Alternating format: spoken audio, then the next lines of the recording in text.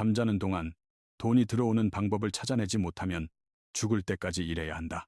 아마 이 유명한 말 다들 한 번쯤 들어보셨을 겁니다. 하지만 현실은 어떤가요? 대부분의 사람들은 하루 벌어 하루 살기 바쁘고 남은 푼돈은 이자도 거의 없는 통장에 넣어두며 근근히 버티고 있죠. 꾸준한 전략을 세우는 대신 많은 분들이 급등하는 자산만 쫓아다니다가 시장이 조금만 떨어져도 공포에 질려 다 팔아버립니다. 이런 패턴을 1, 2년만 반복해보세요. 남는 건 긴 거래 수수료 내역과 쪼그라든 계좌뿐일 겁니다. 무서운 진실은 여러분이 돈을 잃는 동안에도 복리의 시계는 계속 돌아가고 있다는 겁니다. 정작 대부분의 사람들은 그 시계를 완전히 멈춰버렸지만요. 72의 법칙이라는 마법의 숫자가 있습니다. 이건 여러분의 투자 수익률에 따라 원금이 2배가 되는데 걸리는 시간을 계산해주죠. 만약 연수익률 12%를 낸다면 여러분의 돈은 단 6년 만에 2배가 됩니다. 월급을 모으는 것보다 훨씬 빠른 속도로 부가 늘어나는 거죠. 한번 스스로에게 물어보세요. 6년마다 연봉을 2배로 올려줄 회사가 과연 있을까요? 현명한 투자는 바로 이런 성장을 가능하게 만듭니다. 문제는 머리로는 이해하지만 막상 우리의 행동은 정반대로 가고 있다는 점입니다. 오늘 저는 진짜 부자들이 사용하는 핵심 전략을 말씀드리겠습니다. 적은 돈으로 시작해 결국 거대한 부를 쌓는 방법 말이죠. 제 지인 이야기를 하나 해드리죠. 이분은 2015년부터 매달 딱 50만 원씩 미국 SP500 ETF를 사 모으기 시작했습니다. 처음에 주변 사람들은 그 푼 돈으로 뭘 하냐며 비웃었습니다. 차라리 그 돈으로 맛있는 거나 사 먹으라고 했죠. 그는 금융 천재도 아니었습니다. 그저 매달 산다는 계획을 철저히 지켰고 단 한 주도 팔지 않았을 뿐입니다. 2020년 팬데믹이 터지고 시장이 폭락했을 때 그가 뭘 했는지 아십니까? 그냥 평소처럼 똑같은 금액만큼 샀습니다. 남들이 세상이 망했다며 비명을 지르고 당장 팔라고 아우성칠 때 그는 차분하게 수량을 늘려나갔죠. 2022년에 금리가 치솟고 시장이 또 무너졌을 때도 그는 망설임 없이 매달 50만 원어치를 샀습니다. 그 긴 9년 동안 원금 5,400만 원을 투자한 결과가 어땠을까요? 지금 그의 계좌 잔고는 1억 2천만 원이 넘습니다. 단순히 꾸준함 하나로 자산이 2배 넘게 불어난 거죠. 특별한 기술은 없었습니다. 꾸준히 사는 규율, 그리고 하락장에서도 절대 팔지 않는 인내심이 전부였죠. 반면 제 회사 후배 한 명은 2021년 불장 꼭대기에서 주식시장에 뛰어들었습니다. 그는 유명 유튜버들이 추천하는 인기 종목만 쫓아다녔고 처음 한 달 만에 30% 수익을 보기도 했죠. 주식이 돈 벌기 쉽다고 착각한 그는 적금을 다 깨고 비상금까지 탈탈 털어 시장에 쏟아부었습니다. 하지만 2022년에 시장이 폭락하자 그의 계좌는 순식간에 마이너스 40%가 되었고 그는 완전히 패닉에 빠졌습니다. 어리석게도 비상금까지 투자했던 탓에 당장 생활비가 급해진 그는 울며 겨자 먹기로 주식을 팔아야 했습니다. 아이러니하게도 그가 바닥에서 전량 매도하자마자 시장은 반등을 시작했고 그는 막대한 손실만 확정짓고 말았습니다. 이제 그는 주식창은 쳐다보기도 싫어합니다. 투자는 도박일 뿐이라며 절대 하면 안 된다고 믿게 되었죠. 이 두 사람의 차이는 지능이나 기술이 아니었습니다. 바로 겸손함과 시장의 본질을 이해하는 태도였죠. 첫 번째 사람은 자신이 시장을 이길 수 없다는 걸 알았고 두 번째 사람은 자만심에 빠져 쉽게 이길 수 있다고 믿었던 겁니다. 많은 초보자들이 시장을 쫓아다니는 실수를 합니다. 마치 자전거를 타고 질주하는 페라리를 따라잡으려는 것과 같죠. 어제 급등했다고 주식을 사고 유행한다고 코인을 사지만 도착해보면 이미 너무 늦은 뒤입니다. 현대시장은 빛의 속도로 움직입니다. 인공지능 알고리즘이 전 세계 뉴스를 분석해 1000분의 1초 만에 거래를 실행하니까요. 만약 특정 종목을 추천하는 유튜브 영상 조회수가 500만 회라면 그 정보는 이미 500만 명이 알고 있다는 뜻입니다. 뉴스에 나오는 정보는 나만 아는 비밀 팁이 아닙니다. 이미 주가에 다 반영된 후죠. 인기 블로그에서 맛집을 찾아갔는데 가게 앞에 줄이 길게 늘어서 있는 장면을 상상해보세요. 그 긴 줄의 맨 뒤에 서는 것이 바로 뉴스를 보고 주식을 사는 것과 똑같습니다.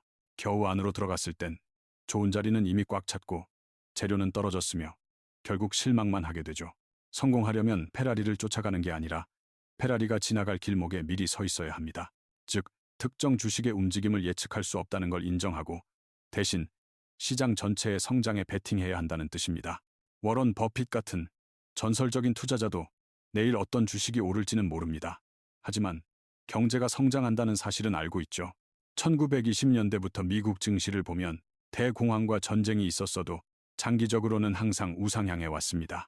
대공황, 오일 쇼크, 닷컴 버블, 금융위기를 다 겪었지만 시장은 매번 회복했고 더 높이 올라갔습니다. 하지만 초보 투자자들은 인내심이 너무 부족합니다. 고작 6개월 만에 얼마나 벌 수 있냐는 불가능한 질문을 던지곤 하죠. 1년 뒤 주식시장이 정확히 어디에 있을지 묻는 건 내일 로또 당첨 번호를 묻는 것만큼이나 부질없는 짓입니다. 다이어트를 생각해보세요. 헬스장에 등록하자마자 일주일 만에 10kg을 빼겠다고 하면 여러분은 뭐라고 하시겠습니까? 미쳤다고 하겠죠. 그런데 투자 세계에서는 수많은 사람들이 이렇게 말도 안 되는 단기간의 대박을 기대하고 있습니다. 살을 빼려면 몇 달 동안 꾸준히 운동하고 식단을 조절해야 하듯 투자를 통해 부를 쌓는 것도 끈기와 긴 기다림이 필요합니다. 정답은 차곡차곡 모아가는 것이지만 사람들은 단 한 달 만에 돈을 2배로 불리려는 욕심 때문에 문제를 겪곤 하죠. 시장의 단기적인 움직임을 맞추려고 애쓸수록 실수는 늘어나고 결국 비쌀 때 사서 쌀 때 파는 악순환에 빠지게 됩니다. 확실하다 믿고 올인했다가 떨어지면 물려서 고통받고 결국 오르기 직전에 손실을 보며 팔아버리게 되죠. 전업 투자를 하는 제 친구 말로는 개인 투자자들이 주식을 가장 많이 파는 시점은 시장이 완전히 바닥일 때라고 합니다. 반대로 시장이 꼭대기에 있을 때 남들만 돈 벌까봐 두려워서 가장 공격적으로 사들입니다. 이건 바닥에서는 공포가, 꼭대기에서는 탐욕이 극에 달하는 인간의 강력한 본능 때문입니다. 가격이 떨어지면 공포에 질리고 오르면 흥분해서 영원히 계속 오를 거라 믿게 되니까요. 하지만 이런 본능을 그대로 따랐다간 비싼 걸 사서 헐값에 허겁지겁 파는 꼴이 되니 돈을 잃는 지름길입니다. 이 함정을 피하려면 한 자산에 올인하지 말고 여러 곳에 돈을 나눠 담으라고 강력히 조언하고 싶습니다. 이걸 분산 투자라고 합니다. 건강을 위해 일찍 자는 것만큼이나 기본적이지만 실제로 실천하는 사람은 정말 드물죠. 붐비는 동네에 카페를 차린다고 가정해서 왜 분산 투자가 중요한지 쉽게 설명해 드릴게요. 들어오는 모든 손님에게 오직 따뜻한 아메리카노, 딱 한 가지만 파는 카페를 여시겠습니까? 당연히 아니겠죠. 사람들의 입맛과 계절 변화에 맞춰 라떼나 시원한 에이드, 달콤한 디저트도 함께 팔아야 합니다. 쓴 커피를 싫어하는 손님도 있고 단 걸 찾는 손님도 있으니까요. 메뉴가 다양해야 어떤 상황에서도 매출이 꾸준하겠죠. 주식만 하는 건 바로 이런 겁니다. 주식시장이 갑자기 고꾸라지면 여러분의 재정 상황 전체가 무너져 버려요. 하지만 채권이나 금, 미국 달러를 함께 가지고 있다면 주식이 떨어질 때 이 자산들이 오르면서 여러분을 지켜줄 겁니다. 이게 바로 분산 투자의 핵심입니다. 시장이 정말 힘들었던 2022년을 한번 떠올려 보세요. 주식시장은 20% 넘게 폭락했지만 원화 대비 달러 가치는 엄청나게 치솟았습니다. 만약 포트폴리오에 달러를 섞어뒀다면 달러에서 난 수익이 주식 손실을 메워줬을 겁니다.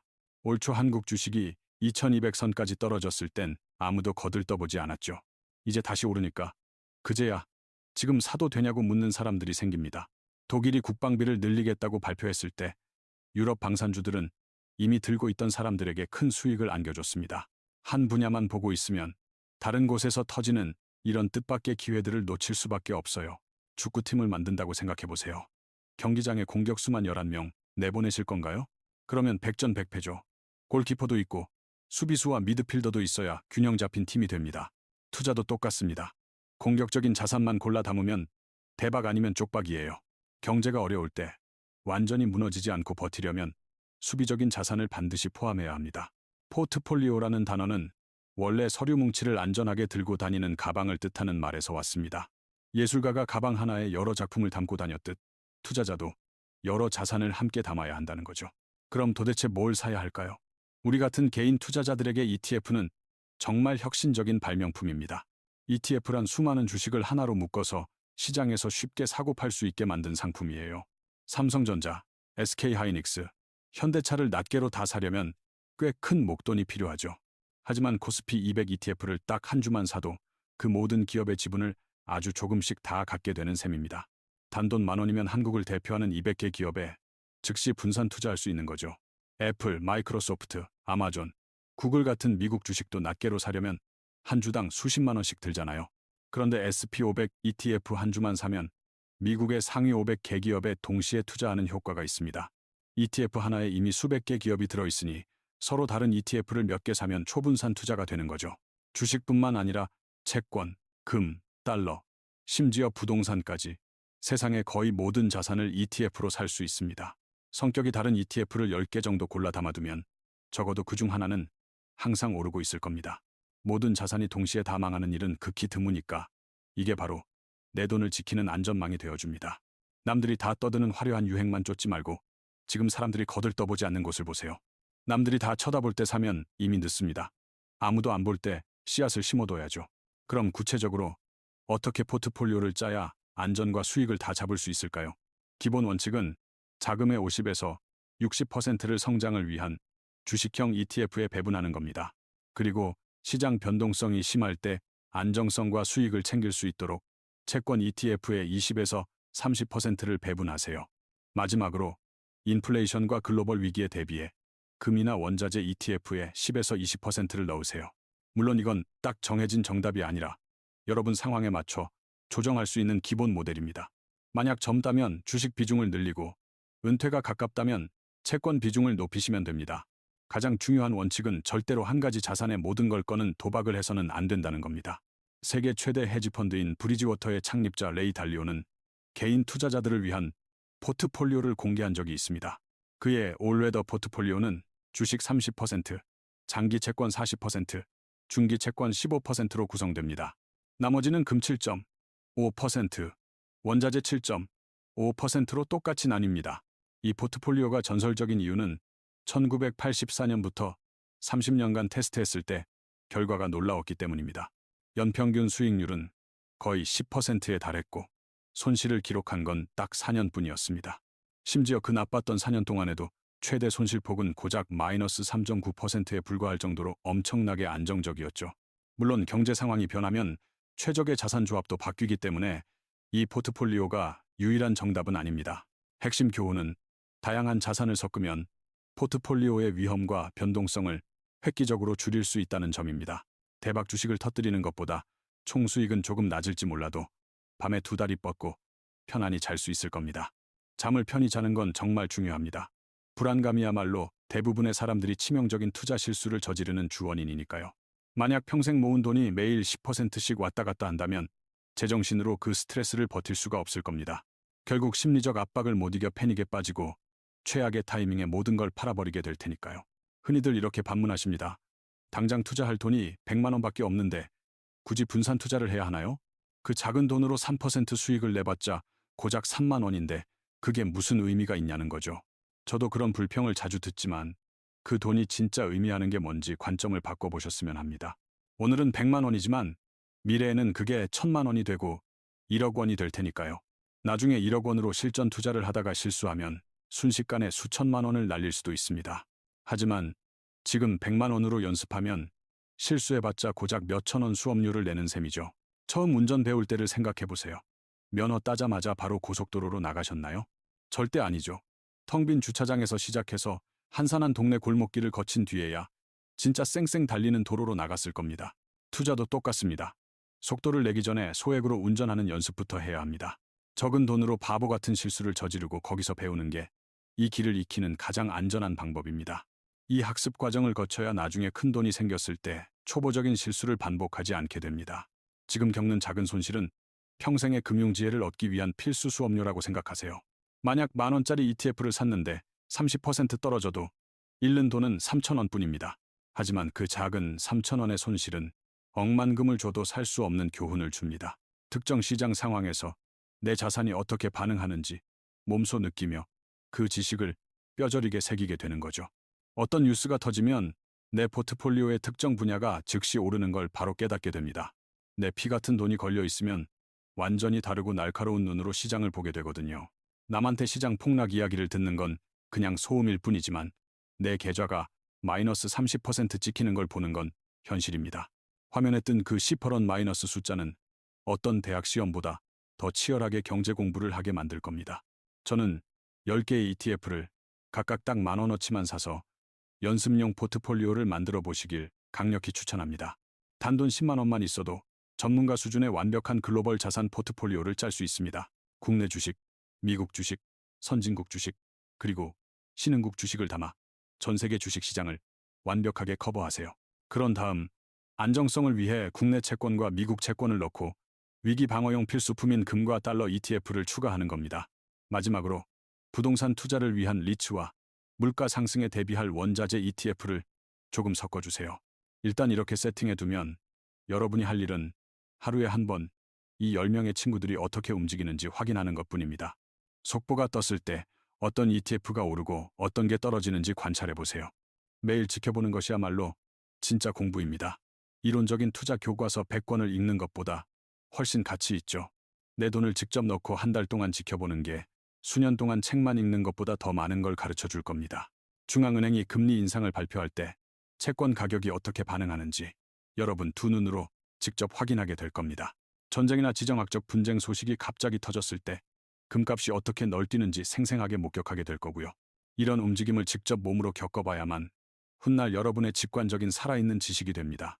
처음 2년은 돈을 버는 게 아니라 배움을 목표로 하는 혹독한 훈련 기간으로 여기세요. 오늘 가격이 왜 올랐는지, 어제는 왜 떨어졌는지 간단한 메모를 남겨서 이해도를 점검해 보는 겁니다. 나중에 이 노트들을 훑어보면 여러분이 언제 공포에 질리고 언제 욕심을 부리는지 자신의 행동 패턴이 적나라하게 드러납니다. 자신이 두려움에 약하거나 탐욕에 빠지기 쉽다는 걸 인정하는 것. 그게 습관을 고치는 첫 번째 필수 단계죠. 하지만 초보자에게 가장 위험한 순간은 돈을 잃었을 때가 아닙니다. 사실은 돈을 벌었을 때가 진짜 위기죠. 운 좋게 첫 투자에서 10% 정도 수익을 내면 필연적으로 자기가 천재라고 착각하게 되거든요. 적게 넣어서 아깝다고 후회하며 다음엔 크게 베팅하기 마련인데 이게 보통 재앙을 부릅니다. 그 작은 수익 앞에서 겸손했어야 했는데 단순한 행운을 실력으로 착각한 탓이죠. 이게 바로 전형적인 초심자의 행운이라는 덫입니다. 초기의 성공이 자만심을 부르고 결국 파산으로 이끄는 겁니다. 카지노에서 빈털터리가 되는 사람들은 대개 처음 자리에 앉았을 때 크게 딴 사람들입니다. 초반에 돈을 잃은 사람이 사실 운이 좋은 거예요.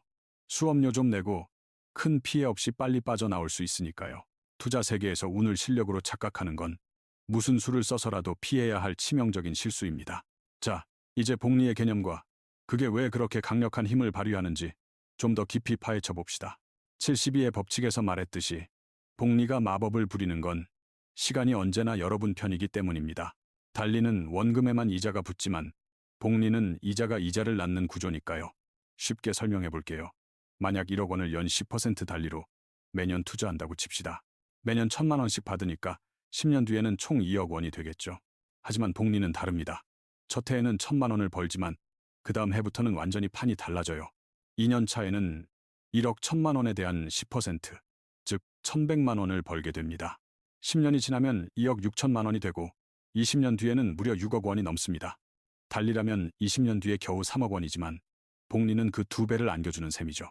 시간이 갈수록 이 격차는 기하급수적으로 벌어져서 하늘을 찌를 듯한 가파른 상승 곡선을 그리게 됩니다. 알베르트 아인슈타인이 복리를 세계 8대 불가사의라고 불렀다는 말이 괜히 있는 게 아닙니다. 그가 실제로 그런 말을 했는지는 중요하지 않아요. 그 개념 뒤에 숨은 수학적 위력이 너무나 명백하니까요. 복리는 마치 긴 설원을 굴러내려가는 눈덩이와 똑같아서 굴러갈수록 덩치가 무섭게 커집니다. 처음 주먹만한 눈덩이를 굴리기 시작할 때는 커지는 게 눈에 띄지도 않고 아주 하찮아 보이죠. 하지만 어느 정도 구르고 나면 단 한 바퀴만 굴러도 엄청난 양의 눈이 순식간에 불어납니다. 투자의 첫 10년은 느리고 지루하고 답답할 정도로 정체된 것 같아서 인내심의 한계를 시험할 겁니다. 하지만 20년, 30년이 지나면 수익 곡선이 폭발적으로 솟구치며 상상 이상의 부를 만들어냅니다. 그래서 가능한 한 일찍 시작하는 것이야말로 자본주의 게임에서 승리하는 최고의 치트키입니다. 딱 10년만 일찍 투자를 시작해도 나중에 돈을 더 많이 들고 시작한 사람을 아주 가볍게 이길 수 있습니다. 중요한 건 복리의 시계는 주말이나 공휴일에도 여러분이 아파서 누워있을 때도 멈추지 않는다는 겁니다. 월스트리트에 아주 유명한 격언이 있죠. 돈은 절대 잠들지 않는다. 오늘 밤 여러분이 침대에서 꿀잠을 자는 동안에도 이자는 여러분을 위해 또 다른 이자를 부지런히 만들어내고 있습니다. 직장인으로서 여러분은 월요일부터 금요일까지 뼈 빠지게 일하고 주말엔 쉬어야 하잖아요. 아무리 강철 체력이라도 평생 하루 24시간 내내 일할 수는 없는 노릇이니까요. 하지만 여러분의 투자 포트폴리오는 정년 퇴직도 없고 지치지도 않으며 휴가도 필요 없습니다. 1년 365일 하루 24시간 내내 불평 한마디 없이 여러분을 위해 충실히 일합니다. 비유를 하나 들어볼까요? 여러분이 치킨집을 열어서 직접 닭을 튀긴다고 상상해 보세요. 사람 혼자서 하루에 튀길 수 있는 닭의 마리수에는 분명 육체적인 한계가 있어서 결국 쓰러질 겁니다. 그런데 직원 10명을 고용해서 닭을 튀기게 하면 하루에 1000마리도 거뜬히 팔 수 있게 되죠. 투자가 바로 그 직원들을 고용하는 것과 똑같습니다. 여러분이 아끼고 모은 돈 한 푼 한 푼이 미래를 위해 지치지 않고 일하는 일꾼이 되는 겁니다. 부자가 더 큰 부자가 되는 건 단순히 일을 더 열심히 해서가 아닙니다. 그들이 쌓아둔 돈이 스스로 또 다른 소득을 만들어내기 때문이죠. 요즘 무지출 챌린지를 하면서 악착같이 돈을 모으는 청년들을 많이 보는데 이건 정말 훌륭한 시작입니다. 하지만 단순히 월급을 아껴 모으는 것만으론 부자가 될 수 없습니다. 그 모은 돈을 반드시 불려야만 하죠. 이 세상에서 돈을 버는 방법은 근본적으로 두 가지입니다. 몸을 써서 버는 근로소득, 그리고 자산이 벌어다주는 자본소득이죠. 젊고 건강할 때는 체력이 받쳐주니 열심히 일해서 높은 근로소득을 올릴 수 있습니다. 하지만 나이가 들어 기력이 쇠하면 근로소득을 벌 능력은 필연적으로 사라지게 됩니다. 그때까지 자본소득을 준비해 두지 않는다면 정말 힘들고 빈곤한 노후를 맞이하게 될 겁니다. 현재 한국은 OECD 국가 중 노인 빈곤율 1위라는 아주 비극적인 타이틀을 가지고 있습니다. 이 필수적인 자본소득을 만들기 위해 누구나 쉽게 접근할 수 있는 특별한 자산인 금에 대해 이야기해 봅시다. 금은 금 통장이나 주식시장의 ETF 혹은 직접 골드바를 사는 방식으로 아주 쉽게 투자할 수 있죠. 저는 예측 불가능한 지정학적 위험이나 전쟁에 대비하기 위해 포트폴리오에 반드시 금을 포함하라고 강력히 추천합니다. 쉽게 말해 분쟁 때문에 세상이 불안하고 혼란스러워질 때마다 금값은 뛰는 경향이 있습니다. 예를 들어 2022년 러시아가 우크라이나를 침공했을 때 다른 자산들은 공포 속에 폭락했지만 금값은 급등했습니다. 중동에서 분쟁이 일어났을 때도 마찬가지였습니다. 공포에 질린 사람들은 언제나 안전한 금을 찾기 때문이죠. 현재 미국은 세계의 경찰이라는 전통적인 역할에서 한 발 물러나고 있고 이는 전 세계적인 불안정을 낳고 있습니다. 이런 힘의 공백 속에서 국제 분쟁이 늘어날 가능성이 커질수록 안전 자산인 금의 가치는 더욱 중요해집니다. 경찰 없는 마을에 범죄가 늘어나는 것처럼 국가 간 분쟁도 늘어날 테니 안전 자산은 필수입니다. 전쟁 뉴스로 주식과 채권이 휘청거릴 때 금은 여러분 자산의 가치를 지켜주는 튼튼한 자물쇠 역할을 합니다. 금을 보유하는 건 재정적 재난에 대비해 우리 집 보험을 들어두는 것과 같다고 생각하셔야 합니다. 하지만 사고가 안 나면 사라져버리는 자동차 보험료와 달리 금은 시간이 지나도 그 가치를 그대로 간직하죠. 만약 20년 전에 골드바를 하나 사서 금고에 넣어두고 잊어버렸다고 상상해보세요. 지금 그 골드바의 가격은 12배나 올랐을 겁니다. 금이 변해서가 아니라 종이 화폐의 가치가 무너져 내렸기 때문입니다. 금융위기가 올 때마다 중앙은행은 엄청난 양의 돈을 찍어내고 그만큼 현금의 가치는 묽어집니다. 교실에 반장이 딱 한 명 있다고 생각해봅시다. 그 반장이라는 직함은 대단한 가치와 힘을 갖겠죠. 하지만 선생님이 갑자기 10명을 반장으로 임명한다면 너무 흔해져서 그 가치는 순식간에 떨어질 겁니다. 돈도 똑같습니다. 위기 때마다 정부가 돈을 찍어낼수록 여러분이 피땀 흘려본 현금의 가치는 떨어지는 겁니다. 이제 부동산 이야기를 해보죠. 많은 한국 분들이 부자가 되는 유일한 길이라고 믿는 분야입니다.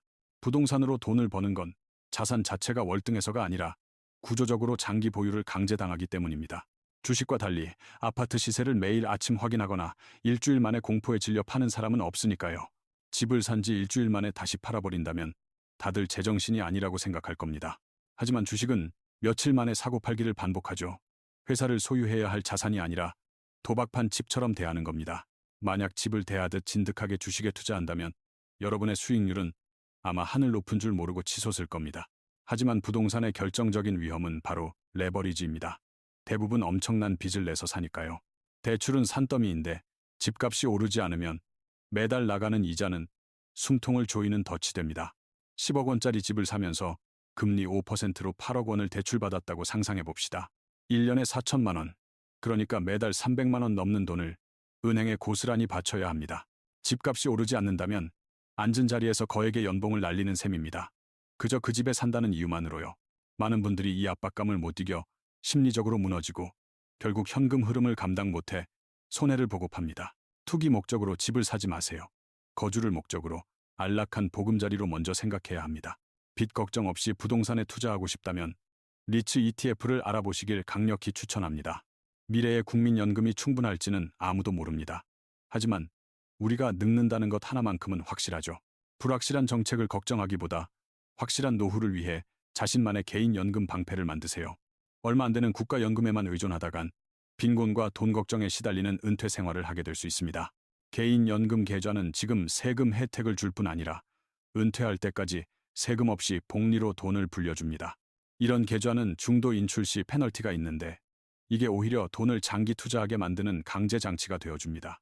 30살에 시작하는 것과 40살에 시작하는 것, 최종 금액의 차이는 단순히 2배가 아닙니다. 실로 엄청난 차이가 납니다. 10년이 늦어지면 복리 효과는 사라져버립니다. 그러니 나중에 큰 돈으로 하는 것보다 지금 당장 적은 돈이라도 시작하는 게 훨씬 유리합니다. 마지막으로 우리 생애에 또 다른 거대한 경제 위기가 닥칠까요? 정답은 무조건 100% 그렇다입니다. 언제 일어날지는 모르지만 역사를 보면 금융위기는 주기적이고 피할 수 없는 필연이라는 걸 알 수 있죠. 1997년 IMF 외환위기와 2008년 글로벌 금융위기 직전에도 붕괴를 예측한 사람은 거의 없었습니다. 사람들은 호황기엔 늘 방심합니다. 이번엔 다르다. 가격은 영원히 오를 거야. 라며 오만하게 믿어버리죠. 하지만 인간의 본성은 절대 변하지 않습니다. 탐욕은 거품을 감당 못할 높이까지 키우고 공포는 시세를 비이성적인 바닥까지 끌어내립니다. 네덜란드 튤립 파동부터 닷컴 버블까지 이런 환희와 절망의 사이클은 수백 년간 반복되어 왔습니다. 인간의 본능을 바꿀 수는 없으니 우리는 그저 언젠가 겨울이 온다는 사실을 인정하고 따뜻한 옷을 준비해야 합니다. 폭락하는 날을 정확히 맞추려 애쓰지 마세요. 대신 폭풍우 속에서도 살아남을 수 있도록 현금을 쥐고 있어야 합니다. 자산의 10에서 20%를 현금으로 가지고 있다면 남들이 모두 투매할 때 알짜 자산을 헐값에 주어 담을 수 있습니다. 그리고 명심하세요. 위기 땐 절대로 빚을 내서 투자하면 안 됩니다. 회복장이 오기도 전에 파산할 수 있으니까요. 부자가 되는 비결은 간단합니다. 일찍 시작하고 분산 투자하고 수십 년간 시장을 떠나지 않는 겁니다. 여러분이 잠든 사이에도 돈이 쉬지 않고 일하게 만드세요. 그래야 마침내 눈을 떴을 때 자유로운 삶을 맞이할 수 있습니다. 쉬는 동안에도 돈이 들어오는 시스템을 꼭 구축하시길 진심으로 바랍니다. 더 깊이 있는 금융 지혜를 원하신다면 구독 부탁드립니다.